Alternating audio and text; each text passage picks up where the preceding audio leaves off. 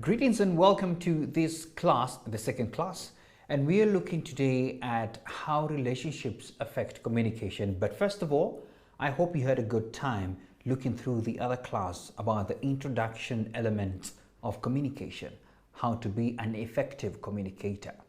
Now, this class is an extended version of it about being effective in your communication, but first of all, considering the fact that you have to create or form a proper relationship with the person you're communicating with. And so I'll be taking you through these slides very quickly. Now, the subject as is spoken is how relationships affect communications. Very key and very important. Why is this very important?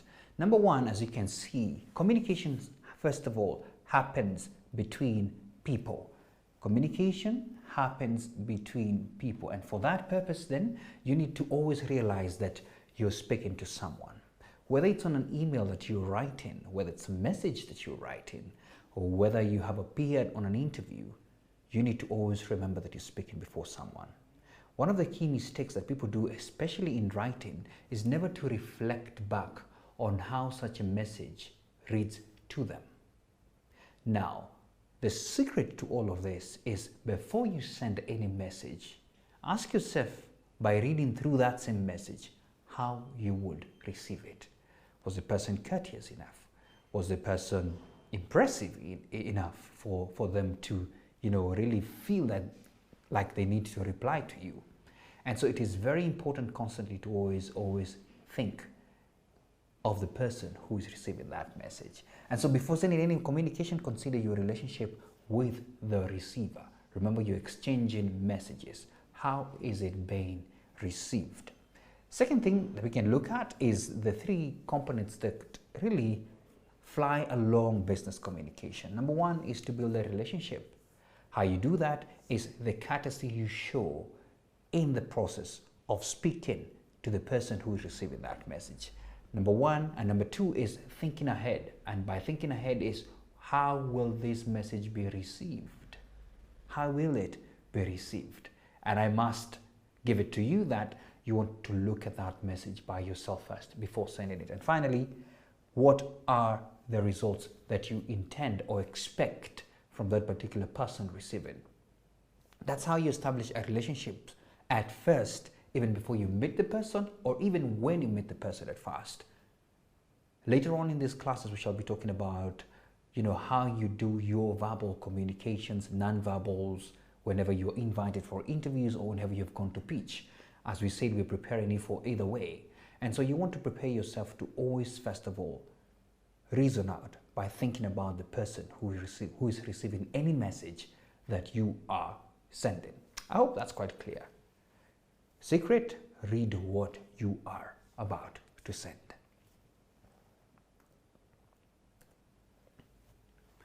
All right, the second thing we need to look at today is making a proper or first impression, making a first good impression. Now, somebody said this, you only have one chance to make a good impression, and rarely do you have second chances. Give and take an example. The first time you met someone who you were really interested in, if they did not keep time at a date, for example, or somewhere where you're supposed to meet, and they kept you waiting for 30 minutes and never sent a message or anything, how do you feel about this person? Do you feel appreciated? Some people will say they feel dishonored that you didn't even respect my time. In our live sessions, I'll be giving you examples of how I learned the hard way how these are proper things to do, especially in the business forum. You outrightly need to make a very good impression, especially keeping time and how you present yourself to these particular persons that you meet. Now, you never get a second chance to at a first impression, as I said. That's a quote right there, and you can see it right there. Now, key points to note whenever you are making a first good impression. Number one, positive first impression, a positive response from the other party. You will always receive a positive response from the other party if they receive you by seeing that you had a good impression. How does this happen? Number one, if by your message Let me just talk about messaging, because a lot of it will be on emails or sending messages or even responding to LinkedIn requests or something of that sort. How you write counts to the impression. Is your language courteous, or are you full of spelling mistakes? Do you even revise what you're sending? It's an impression. So that means if you're tardy, you will receive a tardy impression as well. If you're more careful, you will receive a better impression. And so, as we said here, a positive response from the other party is guaranteed when you have created that first impression. Number 2, careless or disorganized. Are you careless or disorganized? And this can be seen sometimes, especially on interviews, when you have been called for interviews. How do you look? How kempt are you? Do you look proper? Do you keep time? All those kind of things. Are your documents well organized? Order can never be underestimated. Do you look orderly? Or are you all over careless or disorganized? And you make it harder for yourself to convince the other party that they can entrust you with any other task ahead of you. Number 3, it is well worth taking the trouble to get the right first time, to get it right the first time. Prepare. There is never an end of preparing when you have had a door open for you. That could be someone sending you a message, or someone asking you, okay, send me your resume, or someone saying, okay, you can come and pitch your idea to us. You can never get a second chance to make that first impression. So prepare to make it first, because preparing that will take you time. So if I were up to you, I would do my best. So make your business dealings successful. And I have a secret that I wanted to share with you of what I call the gift. And check it out. That getting it right first time. If there's anything you need to remember, is this particular one. Getting it right first time. And so you want to prepare every time you've been called in, you've been requested to say something, or you've been given a chance to present what you can, especially on a pitch. Prepare, revise it. The mirror is your friend if there's nobody else around. But if you have a team, prepare that team to be the people that you're going to present with.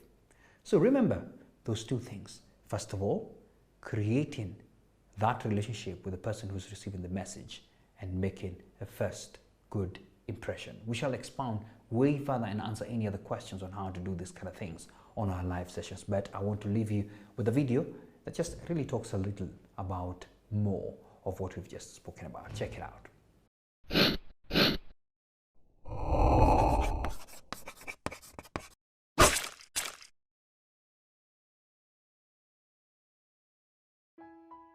It takes time to really get to know someone, but first impressions often determine whether someone is willing to spend more time learning about you.